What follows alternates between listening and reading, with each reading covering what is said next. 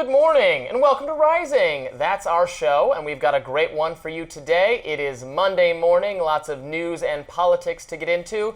Good morning, Lindsay. Good morning. You never know what's going to happen in a weekend. Like everything can happen or nothing. We can have a quiet, calm weekend. I guess this one was like in between. There was news. A quiet, calm weekend would be nice on occasion. Every once in a while.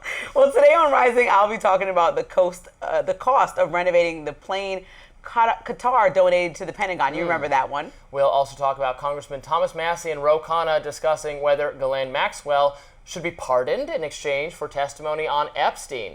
And a Fox News host has a warning for her colleagues that are praising President Trump's attacks on The View. But first, Robby, what is on your radar today?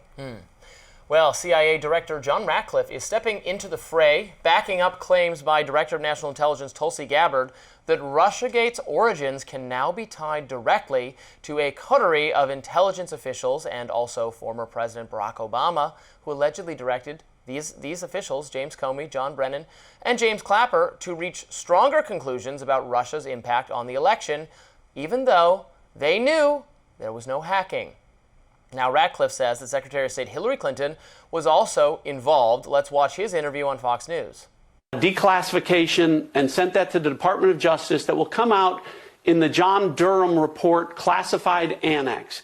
And what that intelligence shows, Maria, is that part of this was a Hillary Clinton plan, but part of it was an FBI plan to be an accelerant to that fake Steele dossier, to those fake Russia collusion claims by pouring oil on the fire, by amplifying the lie and burying the truth of what Hillary Clinton was up to.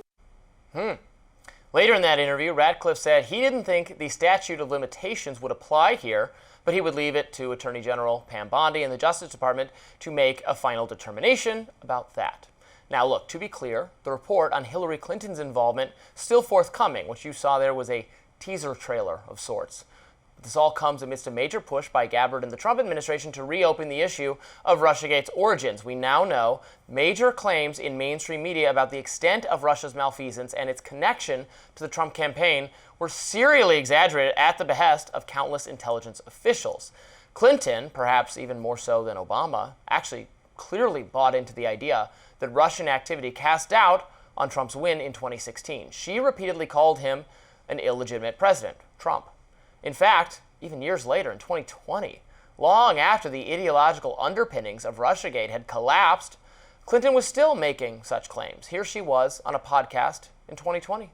One thing that Trump is fearful of when it comes to his being president is that finally we will see how illegitimate his victory actually was and how he was involved in the seeking of foreign help and then the utilization of it and how Roger Stone was critical to that. Now, Hillary Clinton is, of course, entitled to continue being a sore loser about 2016, to shake her fist and say she really won that election. It's not true, but she can say it.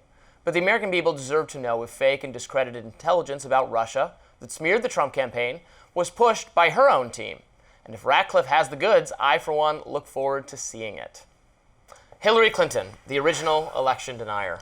Fine, but the word coup, treason, like it's just so overly exaggerated. I think at the very When they're best, talking about January 6th, you mean? No, I'm talking about in January 6th terms. If you want to talk about somebody That's trying to the coup and overthrow the an treason. election, Okay. I think Trump describing this as a coup is really rich because a coup would be trying to stop somebody from actually taking office. Obama never did that to President Trump, and so trying to charge him with anything or like even using the words coup don't make sense, especially coming from the man who literally has been connected in many ways to He said, I reject January your conclusion 6th. that Russia didn't do this. Find me evidence that they did. No, but this stems from the fact that he wasn't briefed, and that happens all the time. Like people aren't briefed, presidents aren't briefed every day. That can happen, and he's still looking for connection to make sure that Russia is not impacting our election. And no one ever said that they were on the voting boxes and messing up things. People said they were infiltrating the systems, trying to make American voters dissuade away from Hillary Clinton and also emphasize President Trump. And so you shouldn't want that. I don't understand why anybody would want that. So the most that can be charged here is that maybe Democrats were looking into this too much, but you prefer they didn't look into it at all? Is that the alternative? Maybe too much time was wasted. Should you go to jail for treason? Because literally, treason has to occur in wartime. That's the actual definition. It has to be a rebellion against the government. This is I've so said the I don't words think it's used. treason. Treason is not a. But this is coming from the top officials in Trump's presidency that Obama might be treasonous and this is a coup. And so part of this has to just be listen, again, divert your attention from Epstein. I have some really good red meat for you to look at. And I think this is just silly. Everyone knows this is not going anywhere. And for the same people that were critical about how much time Democrats spent pursuing President Trump in a variety of ways, you shouldn't then want to go back and repeat those tactics that angered your entire base. That's not really what you want to do, right? But shouldn't Hillary Clinton receive just as much contempt for denying the outcome of an election as Donald Trump did? She continues to this day to maintain, despite overwhelming evidence to the contrary, that Russian involvement makes the 2016 outcome suspect, when we know that's not the case. We know, and they knew at the time, there was no hacking of the machine. So then later, after Obama said, well, that's not good enough, find something, then they had to suggest to the press that there was this widespread social media influence campaign, that then there was a fever pitch about that story in the mainstream media, all these intelligence officials behind closed doors are saying they can't believe what they're seeing about the level of influence on social media that was Russian-derived. Years later, we find out it was nothing. It didn't do anything. It was small. It was not a significant sum of money. It was not a significant number of accounts. They were not targeted at swing voters. Nothing of that size and scope, and yet she's still talking about it. Yeah, I definitely agree. So Hillary Clinton did concede, unlike President Trump. She did concede, and so that's a big step in saying I lost the election. So going around bringing up Russia and connecting is her prerogative, but again, bringing it up as a federal issue where Tulsi Gabbard is coming in the middle of press conferences and saying the entire Democratic Party needs to be reviewed, people need to go to jail, memes being posted on President Trump's page that have him chasing down President Obama like O.J. Simpson, all ridiculous, all overstated. Mind you, it did tickle me when I saw it, but it's ridiculous because this is about the fact that a woman says, okay, Russia, in connection to having some conversations about ruining my run for presidency, was meddling and hacking into my emails, right? Directly attacking the Democratic Party in this process, and also putting out content on social media through bots and real people, Russian people, that were trying to sway voters in the direction of President Trump. So whether you like it or not, our government and our American citizens shouldn't want that type of interference. It wasn't the interference that was so dramatically overstated, like somebody came in and actually made someone vote for someone else. But the fact that they were involved in this conversation, we should all have a raised eyebrow to that. And I don't think that was problematic to have somebody from the Democratic Party look into that, if not everyone. I will say I'm getting sick of this. I'm getting sick of promises that, you won't believe what's in these files. He kind of did that here, saying, here's a name for you, Hillary Clinton, and wait till this report comes out. Just give me the report. I don't trust you people to, it's a little bit of the Epstein thing. You won't believe what we have to show you. Just show it to me and I'll decide if everything's a bombshell. My mind is blown. Right, if everything's a bombshell, then nothing is. It's the over-promising, the under-delivering. We're really sick of that. I think even die-hard supporters of our president, Donald Trump, are getting sick of that. The partial MAGA revolt over the Epstein file stuff is a good example. So don't promise, don't tease, just reveal, release, declassify, and even decrypt, this whole thing is coming whatever. from reviewing files from years ago at this point and saying breaking news, we combed through them and found something else. None of this is truly any breaking news, right? There was never an attempt to connect Russian people to actually sabotaging our ballot boxes. And so I don't think that any of the reports, even the bipartisan committees, came up with that conclusion. So we're going to be talking about this endlessly. In the media, I think that was suggested. I was looking at an old New Yorker article that written by one of my least favorite reporters. I couldn't believe how bad it was in furthering that narrative.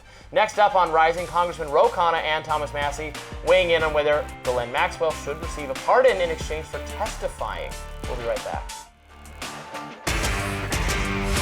To pardon or not to pardon. Now, Congressman Thomas Massie and Ro Khanna went on Meet the Press on Sunday, where they discussed whether former Jeffrey Epstein associate Ghislaine Maxwell should be pardoned in exchange for testimony. Massie and Khanna have been pushing Congress to vote on the release of the Epstein files. Here's what Massie had to say on Sunday. Would you support a pardon or commutation of Ghislaine Maxwell? You know, that would be up to the president. But if she has information that could help us, then I think she should testify. Let's get that out there. And whatever they need to do to compel that testimony, as long as it's truthful, I would be in favor of. Khanna, however, had a different response to the question. Let's look. No, I don't, and I'm concerned that the Deputy Attorney General, Todd Blanche, is meeting with her supposedly one-on-one. Look, I agree with Congressman Massie that she should testify, but she's been indicted twice on perjury. This is why we need the files. This is why we need independent evidence. But by the way, the only person who suffered political pain in this whole thing is Congressman Thomas Massie for telling the truth. Maxwell is serving a 20-year sentence for sex trafficking and has been accused of making false statements under oath in 2021. Deputy Attorney General Todd Blanche met with her last Thursday and Friday. President Trump told reporters he hasn't thought about pardoning Maxwell, but said that he is allowed to do it. That statement completely threw me. What statement? He's definitely allowed to do it, but the fact that it's on the table, I think, why would we let? Well, first of all, why would we let a child predator out of jail? Why would anybody in the country want that outcome? Also, somebody who's been known to continuously lie on the stand, as they both mentioned, has been charged with perjury, constantly said that her testimony was full of lies. Why would we want somebody like that who's done that egregious act to come forward when the federal government has access to tons of files and information that they could release that would provide even more possibly truthful information about everything that people are looking to know with redacted names, right? So there would be nobody in the crosshairs that was a victim that is harmed by them releasing all the files that they have in their possession right now. So I agree with you, a lot of what you just said there. Ghislaine Maxwell is not a necessarily reliable narrator. Also, she is in prison, and she might say anything to get out. There's no downside for her to lying. She's already in prison for 20 years. So she has incentives to play fast and loose with the facts that we should be very cognizant of, that she could be willing to serve the political interests of pro-Trump people or anti-Trump people, depending on what kind of deal she can get or who's offering it. So we should be very wary. I agree with Khanna on that. Also, you're right. Since the government already has tons of files, we should make those available rather than having to go to some unreliable third party. I don't know that Trump is actually contemplating. Trump, when asked a question, said, "Would you consider doing X? Do you have the power to do Y? What about the option to do Z?" Trump never, just by habit, ever unilaterally rules out anything, ever. So then reporters all write stories about, Trump considering bombing the moon. But it's just what he said, would you bomb the moon? And Trump say, well, I could bomb the moon. It's People something asked him, it's been asked about, and we're looking at it very closely. It doesn't mean he's going to bomb the moon. Really quick, people have asked President Trump about pardoning Derek Chauvin, and he specifically said no, that's not on his agenda. So did his press secretary. So that, again, when he has a firm no, he said that before. There's a way to ask it of him where he'd be like, well, I could do. Do you think you could do it? Or could you see yourself? They can get him to say, he just doesn't like to close down avenues. Maybe he did on that one. It's unusual. So him just saying, well, I haven't really thought about it, I could do it, doesn't mean he's going to do it, or that he's actually looking at it, or there's any plan to do it. I can't just believe that you're so lenient. Let's just talk about Todd Blanche. This is the same lawyer that he had in his hush money case, right? This is a friend to President Trump that he put in position for representing him in this hush money case where, to remind our audience, President Trump became a felon. This was that case, and he is now representing him on behalf of the Department of Justice. So what does your personal lawyer have to go say to Ghislaine Maxwell? We want to know what the terms of this agreement were, what the terms of this conversation were. When you think about it, Ghislaine Maxwell also had a phenomenal lawyer that has a track record of success. There's no world in which a lawyer that's that accomplished is going to allow his client to speak to the federal government unnecessarily unless there's something in return that they're getting that's looking like a benefit or something. He's like, I can't wait for the truth to be heard. That's what he's saying on behalf of his client. And what incentive does she have besides providing now Trump's really good friend and lawyer with information that makes Trump look good and saying every part of the story aside from anything that might connect President Trump in any way? Obviously, she wouldn't get on the stand and make the president who pardons her look bad, right? Her goal is to get pardoned by him. So we all know with President Trump, you need favor. She can't get out of favor with him if she wants something from him. And so this all just looks like a convoluted mess when the files could tell us more than Ghislaine Maxwell. There's also something a little like Star Chamber-esque to me, of just the idea of she's in prison, she's suffered this horrible fate, deserved horrible fate, and like to get out of it, like give us a name, give us more names, and like what if she just makes up names, like in the Harry Potter flashback from the 4th book where they're interrogating that one Death Eater, and he's trying to get out of Azkaban, and he's just proposing names of Ministry of Magic officials, and like who is, rat out your neighbors, rat out your friends, tell us who it is, we don't know if it's true, we don't care, we just want a name. I don't know, there's something very sinister about that to me. Again, she has no incentive to tell the truth. She wants to protect herself. So if the required protection looks like, give me something that will throw my massive MAGA audience a bone to look the other way outside of me, and they're going to take that as new information, detailed information, then that works out in everybody's favor, because now the press and his base gets off his back because they have new information, but at the same time we're trusting blindly a woman who has pathologically lied constantly over the course of the last few years, and also is a child abuser and somebody who's helping a child abuser. So I think there should be a nuance here, and I also think that the base of MAGA probably has to be more, like you said, don't try to look at the base as stupid. They're more alert than this. They're going to see what's happening and say, that was nice. She gave us that information. Now, if she's pardoned, now what? What information are we getting past this? I don't think that's enough. You tell me, do you think that's enough to be like, oh, we're appeased? Ghislaine spoke, and now we have all the details. Thank you so much for clearing that up. Yeah, as you said, we have the files. We should just stick to those. I appreciate Khanna and Thomas Massie working together. These are two congressmen that I admire, and that when they are teamed up is almost always going to be something I'm in favor of. This is a good example of bipartisanship. Most examples of bipartisanship, I think, are bad. It's Republicans and Democrats coming together and deciding to rob us blind or increase some regulation or some spending program. It's not good. They come together to push back on the permanent war state, or to find ways to serve regular Americans. So that's nice to see. I also think people who were not that attached to the story, like I am admittedly was not, would love to see. You care now because it's bad for Trump. Yeah, well, I care now because it's interesting and hilarious. We're doing the meme. But say what you really mean. I care now because it's interesting and hilarious. But I think that we would love to see more bipartisanship like this on issues that particularly hit Americans' wallets and homes, which is at the top of the priority. I'm sorry, most people past Epstein, even though Epstein is salacious and interesting to continue to talk about. I made a prediction over the weekend to someone I was talking to that I guess I should just go ahead and make on Rising as well. Okay. I think Trump will eventually grind this issue down to be something the base no longer cares about. I think he will win. He doesn't have that power. I don't agree. Did it with January 6th. Convinced conservatives to stop turning on him over that. Nope. Please ignore it. Okay. We'll do the same. Up next, a Fox News correspondent has some cautionary words for her coworkers. Hear what she has to say next. Don't go anywhere.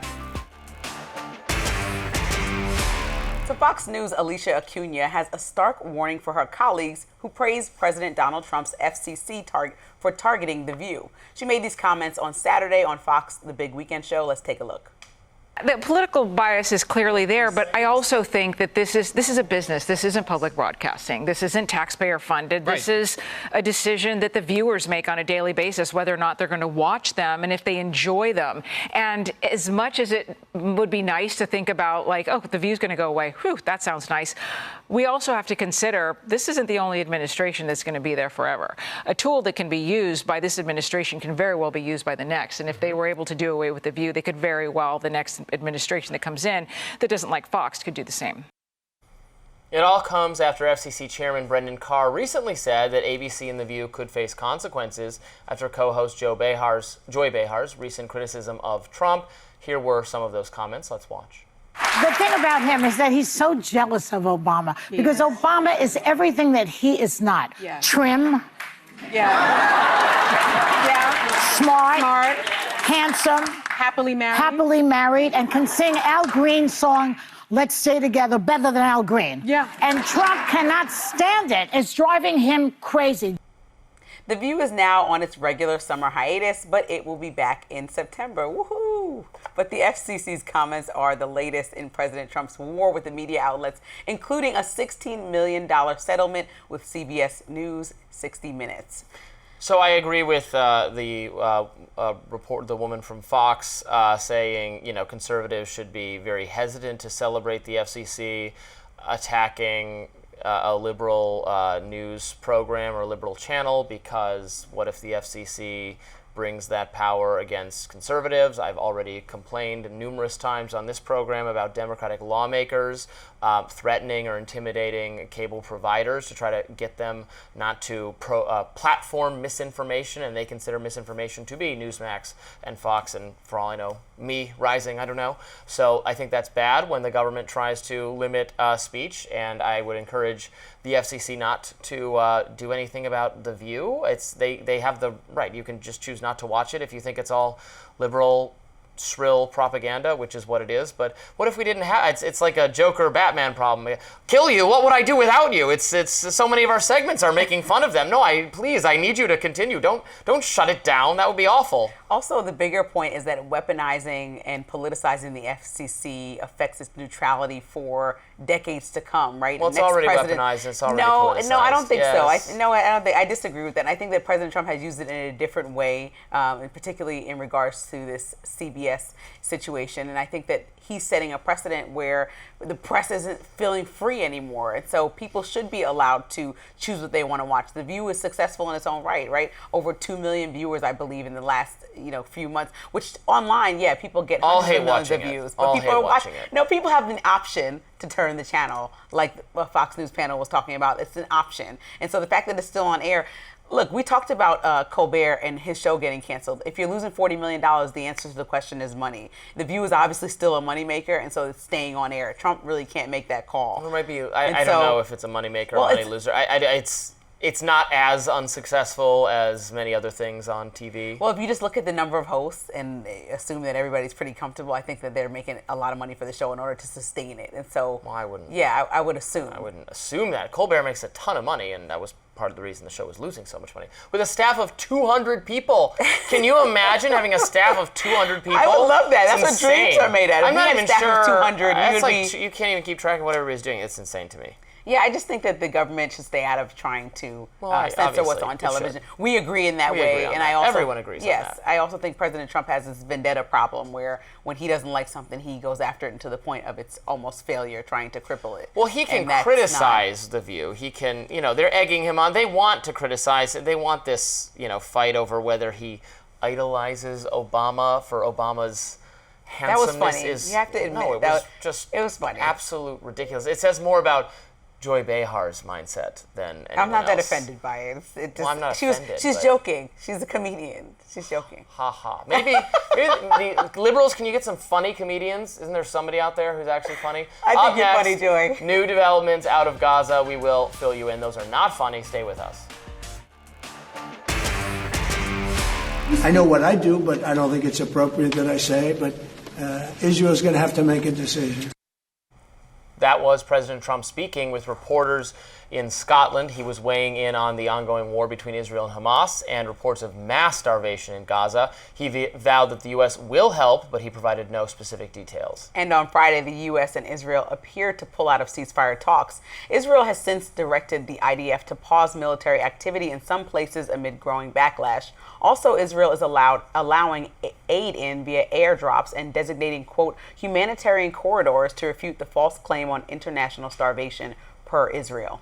Joining us now to weigh in is the Executive Vice President of the Quincy Institute for Responsible Statecraft, Trita Parsi. Thanks for being with us. Thank you for having me again. We've seen so many images of starving people, starving children coming out of Gaza, and I think it really has gotten an increased amount of attention in the last week or so. What is the status on the ground of the ability of aid to reach people? Israel has let up on that a little bit so that some aid can reach the people. Is that the case? It is, but I think we should be very clear about what's happening now, what's been going on for more than a year and a half now, which is the Israelis are systematically moving towards starvation, man-made famine, ethnic cleansing. Whenever the international reaction ends up becoming a little bit too strong, which, at the end of the day is never strong enough, the Israelis let up a little bit to diffuse that tension, or they start a war or something else in order to divert attention, and then we're back at it. And I think when it comes to starvation, I think we have to be very clear about something. Once the level of lack of food reaches a specific point, then it proceeds exponentially.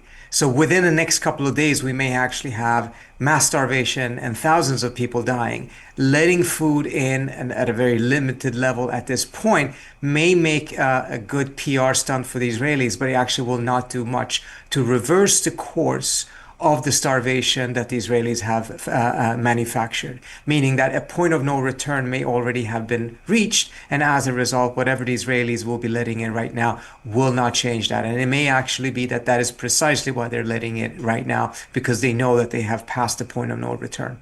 So the whole world is kind of watching this situation play out, and I think people, especially in America, when you look at polls, are trying to wonder how America and other countries are going to show up more requiring things to happen as opposed to suggesting. What do you think are the next steps for other countries that are kind of implicit by funding some of this?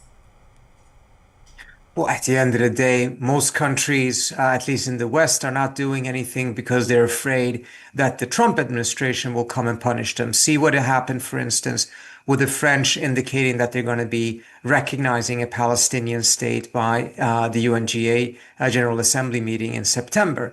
The French had actually planned to do this in mid-June at a conference, a UN conference that would be headed by Macron and the Saudi Crown Prince. That conference was now rescheduled. It actually takes place today, but at a lower level because of the Israelis starting the war with Iran. And then the United States, also the Trump administration, came out and condemned the conference. I mean, this is a UN conference aimed at establishing a two-state solution, trying to get some sort of a pathway towards finding a peace in this troubled region and ending this slaughter. And the United States came and essentially threatened countries if they were to participate in it. We'll see what happens today at this, the follow-up or the alternative date for it. But bottom line is the Trump administration has now essentially delegated Israel policy, Middle East policy writ large to the very neoconservatives in this administration who are putting Israel first. Trump seems to have lost interest in it, and as a result is deferring to them, and they're pursuing a policy not terribly different from what the Biden administration did, but at a much, much more aggressive pace than what happened back then. So we're back to square one, essentially, but worse. Supporters of Israel will say that we're at war with Hamas. We have Gaza surrounded. We are besieging it, and the starvation is on them. And the second that Hamas surrenders, food can be given to all of the innocent people in Gaza, but that can't happen until their government, a terrorist organization that attacked Israel, surrenders and releases the rest of the hostages and gives themselves up. And until then, there will be mass starvation and eventually death, and that's what happens in conflict between a nation state and an aggressive neighbor. I mean, that's what they would say. How does one, respond to that?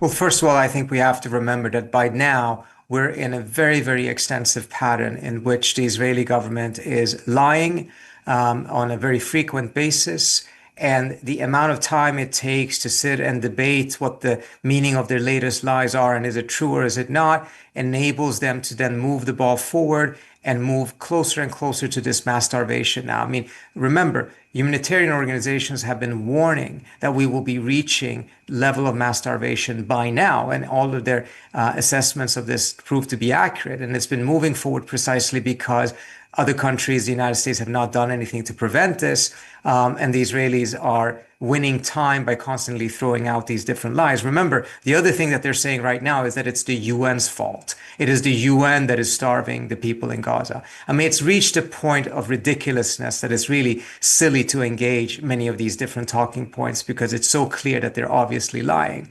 In the case of starvation, first of all, I think it's very important to keep in mind, it doesn't matter what the government in Gaza, which doesn't essentially exist at this point, starvation is never an approved method of warfare. The Israelis do not care about the hostages. At least the government does not care about the hostages. We've heard this lie over and over again. If they just did this, if they just released the hostages, we would stop bombing. Well, there were negotiations. The Israelis have walked out of them so many different times, moved the goalpost, Netanyahu is openly accused inside of Israel of not wanting to release the hostages because he does not want to end the war. If he ends the war, he knows that his political career likely will come to an end because of legal problems that he has. This is at this point even reported in the New York Times, but it's been openly discussed in Israel and elsewhere for quite some time. Rita, quickly, when you look at the back and forth between now what it seems like Israeli government and Israeli military that are disagreeing about the conflict on why aid is not reaching people, what do you say? Is that the solution if the military starts to speak up and push back against its own government? Sorry, I didn't quite understand that the Israeli government, the Israeli military would start pushing back? Yeah, because I know their reports were saying that they didn't feel like that was agreed upon solution about why the food wasn't reaching. They were disagreeing openly with the government, which people thought was interesting, that the military even spoke up saying, that the food should reach these civilians. Look, these are such obvious lies. It's inevitable that other elements inside of Israel itself will start contradicting this. The fact that we're even spending time discussing it, the idea that the UN is responsible. And part of the reason why this is done is because you have these people like Mike Huckabee, etc., repeating those Israeli lies. And this wins time again. Instead of actually moving towards action and calling it out, we're sitting here debating, is it the fault of Mother Teresa that the people in Gaza are starving? This is absolutely ridiculous. It's very clear what is happening right now. The Israelis have been pursuing a systematic strategy for mass starvation for more than a year and a half. And I think we have to keep in mind what is necessary in order to do so. It takes planning. It takes vision. It takes a media that is complicit and that is engaging in this type of divergence instead of talking about what actually is happening. It takes New York Times headline writers that write headlines in such a way that it constantly diffuses who's actually responsible, who's actually doing the killing. It takes American presidents that puts Israel ahead of America. We're going to keep talking about this. I'm sure we'll have you on again soon. Thanks so much for joining us. Thank you so much for having me. Next up, remember that jet Qatar said it was giving to President Trump? Well, it's apparently going to be retrofitted, and the Pentagon is diverting funds from other projects to foot the bill. We'll tell you more in My Lens coming up. Welcome back to Rising. Lindsey, what's in your lens today? Well, I want to talk about power. I want to talk about planes, power, and priorities. Defense Secretary Pete Hegseth just found nearly $1 billion, $934 million to be exact, hidden deep in the Pentagon couch cushions. That money was supposed to fund the Sentinel project, a $77.7 billion modernization project for America's aging nuclear missile system. Instead, it's being rerouted to a classified project. But here's what we do know about that classified project, thanks to reporting from the New York Times. Part of that funding is funding a personal Qatar-backed Air Force One project for President Trump. Yes, you heard that right. Remember that Boeing 747-8 plane that Qatari royal family donated to Trump earlier this year? Well, it's now being retrofitted for the commander-in-chief. The Air Force Secretary estimates the job will cost less than $400 million. That's a quote. But aviation experts and engineers say that number is optimistic at best. NBC News reported the actual cost could climb north of $1 billion, possibly more, especially since the aircraft needs to be stripped nearly entirely to the studs to install encrypted communications, harden defenses, and protect against cyber and physical threats. And the kicker, this plane probably won't even be used for long. President Trump says it will eventually be housed at his yet-to-be-built presidential library after he leaves office in 2029. That library, by the way, is shaping up to be quite monumental to Trump's legal and financial battles. He's already received two settlements, one from Disney, another from Paramount, totaling $32 million to fund it. That's not exactly the people's library, is it? Let me be clear. There are ethical questions here, like why we're accepting a jet from a foreign government, even a friendly one like Qatar. The emoluments clause in the U.S. Constitution prevents the president from accepting a gift from a, quote, king, prince, or foreign state without congressional consent, which he did not get. But even if you put that aside for a moment, there's a much bigger issue that should concern Democrats, Republicans, and especially so-called fiscal conservatives. We're spending money we simply don't have. CBS News recently dug into the Treasury Department reports and found that in President Trump's first 100 days back in the office, the federal government spent over $200 billion more than it did during the same period last year when Biden was president. We're spending more day to day than we ever have in the past 9 or 10 years. The only year that beats this one, 2021. And why? Because it was the height of the pandemic when we were all trying to avoid a full-blown economic collapse. And just this month, the president signed what he called a big, beautiful bill into law. But beautiful for whom exactly? Because the nonpartisan Congressional Budget Office says that's going to add $3.4 trillion to the national debt over the next decade. That's not a rounding error. That's a generational debt. So when we look at this reboot of Air Force One, a Qatari jet, rerouted Pentagon funds, and a cost that could be spiraling into the billions, we have to ask, who is this actually serving? It's not the next president, because they can't use it. It's not the American taxpayer, and it's certainly not the men and women who depend on these defense programs now losing funding. That's just another example of how, when power goes unchecked, systems bend to personal benefit. So here's my lens. Whether you're red or blue, MAGA or moderate, we should all be able to agree that national defense dollars should not become personal vanity projects. Not when families are struggling, the deficit is ballooning, and our country's infrastructure, both physical and financial, needs urgent attention. Because the true cost of this plane won't be measured in dollars alone. It'll be measured in what we neglected to fund this thing instead. You know, I don't have a lot to disagree with you here. That's always wow. nice. Where's my camera? You get the heart. I am a fiscal conservative. I don't think, whether he accepts the plane is a different issue. I obviously don't think American tax dollars should be spent refurbishing it or doing whatever. But even if American tax dollars were going to be spent on that, right? Because Boeing is very slow in remodeling and sending a new Air Force One. That was already on the agenda with billions of dollars and if it's set Boeing, aside. It's probably the wings are going to fall out and somebody's going to get sucked out of the door. If it's Boeing, I ain't going. You're going anywhere on a plane, it's probably Boeing. But I know. That's the thing. This taking so long, that's why he even was entertaining this Qatari jet, but the fact that it's not even going to stay within the realms of the next presidency is the part that I think screams the loudest. And all these lawsuits, the money is going directly to his presidential library. As much as everyone's like, yes, this is a win for the American public, like it's almost like such a vanity win when we see about how that library, I'm so fascinated to see what this, at this point, like $100 million library is going to look like, or what it's just, there's going to be like portraits that he approves of him, or just like what are we going to see in there? Like I just can't even believe that presidents get libraries, right? I know, but his is going to be the most well-funded library we've seen historically in the most crippling economic time we've seen in a long time. Gold-plated bindings to the books. Yeah, and the whole plane going to the library, it's like at least give it to the next president, which at this point, based on how the last couple months have gone, it's probably going to be in a different party, maybe Elon Musk's party. Who knows? But we're going to definitely be moving in a different direction. And I think that the nail in the coffin might be that everything is just going to his library instead of the American public, because dreams are not being fulfilled. I mean, you think about like which conservative policy aligns with some of the stuff that Trump's doing financially, right? He's spending all this money, moving defense money to fix his plane, which was unnecessary. Air Force One was fine.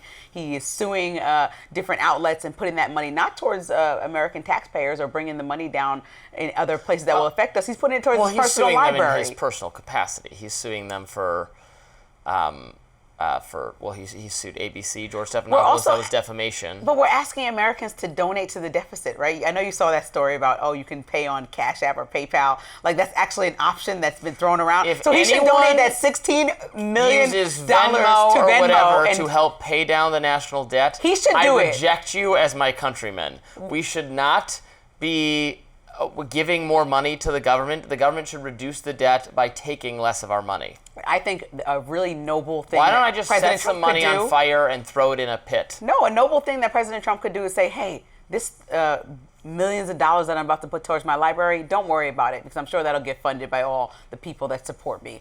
I am going to give this $30x million to the national debt to bring down our debt. Just like I'm asking you to give $1 of your money during this tough economic climate, I'm going to give $30 million. That would be noble. Well, and we really would have liked that better than the jet. Would be just a down payment on the national debt, on decreasing it. Although, so you're saying foreign nations should pay our debt?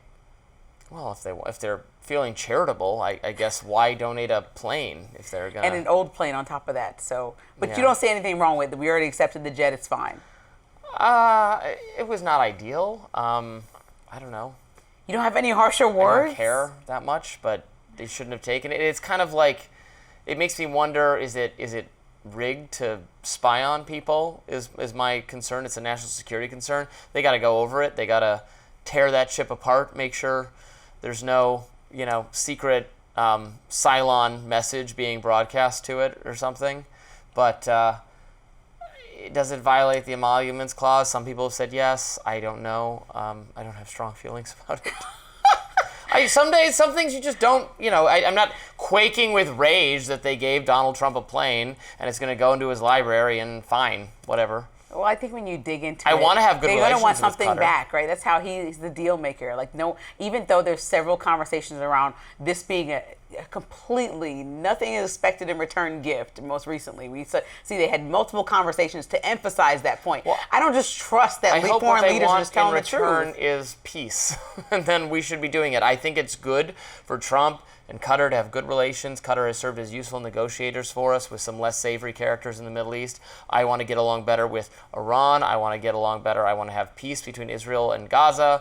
I want all of that is way more important to me than whether there's a jet given to the president. So if that's what it takes to facilitate good negotiations toward peace so we have less military involvement, I say that's a positive outcome, jet or no. Okay. Up next, comedian Jay Leno. Remember him? He has some advice for today's late night host. We'll be right back after this.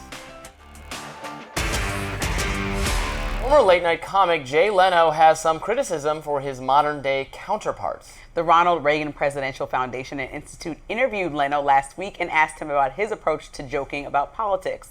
The foundation's CEO, David Trulio, told Leno he saw an analysis that showed the comedian had made fun of both parties a roughly equal amount of times throughout his career. Trulio then said that this approach worked in the marketplace given Leno's success, and here's how Leno responded. Well, why shoot for just half an audience all the time? Why not try to get the whole?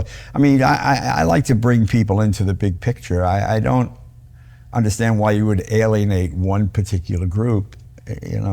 Or just don't do it at all. I'm not saying you have to throw your support or whatever, but just do what's funny, Just do what's funny, imagine that. Now, Leno also said he used to get hate letters from both Republicans and Democrats over the same joke, which he saw as a good sign that he had a whole audience. Last week, CBS said it was ending Stephen Colbert's Late Show for purely financial reasons, but some Democrats and critics argue the move was politically motivated. Yes, and they have little tinfoil hats that they wear when they talk about that. It's $40 million being lost. No mystery here. You know what this to resolve. I feel a little bit of nuance about this because I do feel like in Jay Leno's time, kind of studying the art of late night over the years, there was way more balance and there was less of a focus on the Republican leader. But I think just relentlessly mocking Trump. That's right, but I think that's right. I think Trump doesn't have to be that way. Trump is so unprecedented. He's not like a traditional, like when Jay Leno was on television, Republican and Democrat, which we had more kind of civility in politics. He is this anomaly that is consistently like catching people off guard, consistently disrespectful, consistently condescending. He, treats The Office in ways that nobody would, like posting AI memes that are incorrect. He doesn't go through the channels of, like you said, AI didn't exist before. Well, I mean, we used to be politically correct, something that you don't really like. I mean, he kind of changed that and said, no, I'm not against the norm. I'm going to be more of the podcast president. So with that comes more opportunities for you to make flubs and, people can see your lack of empathy and people find you to be an easy target for a joke, especially when some of the things have to do with unprecedented things like criminal accusations and all the things that have happened since the first time we saw Trump actually run for president. So, I mean, this has been totally different than the time that Leno was on TV. Yeah, but that shouldn't have been an excuse for the comedy of the late night crowd to just get totally stale and flat and boring and uninteresting and uncreative and unfunny, which is what I would argue happened to most of them. And so they're going off the air. Also, our TV consumption habits have just changed. I actually, get this, I wanted to watch this latest episode of South Park that really makes fun of Trump. Yes. And, I watched South Park. I don't watch every single episode. I don't watch it religiously. They have reruns of it you can go back on HBO Max and you can stream all previous episodes of South Park, but it airs on Comedy Central. And so I had missed it, but I do have a cable subscription. So I actually, I have Verizon Fios. So I actually did something I haven't done in maybe 2 years. Okay. I actually turned on the TV and didn't turn on Netflix or HBO Max or Hulu or Disney Plus, but actually went to the physical TV channels and but I hadn't recorded it, so I'm like, can I search it in the TV guide thing and stream it or whatever they call it? It's TV is the ending on of the story demand. that you had an opportunity to watch South Park? Yes, but I had to, like, they wouldn't let you can't fast forward it. You have to watch the commercials. So I watched commercials for actual TV for, like, Survivor and some MTV show. And I was watching this and I was just thinking, oh, to heck with this. I'm going to cancel this immediately. I can't believe I pay, like $200 a month for this? It's insane. Something I can't even fast forward. It's so inferior to streaming. And long story short, this is why late night and outmoded modes of entertainment and television are losing. Like there's an audience laughing at it. It has to break for commercial. The market has spoken. People don't want to be entertained this way. They want to watch things uninterrupted at their pleasure on 2x speed if they want for 3 hours or in short clips that they stumble across on their phone. They don't want it 5 minutes and then there's a TV break. Okay, and let's say traditionally the older generation it wants to watch this programming, right? Still has a late night audience. Yeah, is the other solution to just avoid? That's what Jay Leno pointed to. Let's just avoid talking about Trump then. Should they just completely just find jokes about other things that are funny? Yeah, the old people watching, some of them like Trump. Although old people are now a mixed demographic. Well, that's what I mean. Old people like are reliably that's the only Republicans. way I think to increasingly avoid. they are the Democrats. The headlines are so insane sometimes that to avoid it would be ridiculous to not address what President Trump has done today. It's literally like you get surprised every day. You should even get surprised at some of these headlines. But some of these just get so like, oh, he has strange hair. Oh, he's tiny finger. It's not funny. I know it makes you laugh.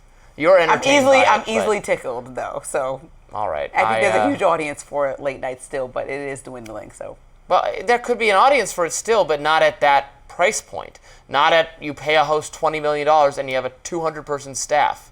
You gotta make do with less in the era of cord cutting. That does it for us today on Rising Live. Look out for more exclusive YouTube content coming your way today. And be sure to like, share, and subscribe to the Hill's YouTube channel so that you never miss any content. And for those of you who like to listen while on the go, we're now available anywhere you can find podcasts. See you back here tomorrow.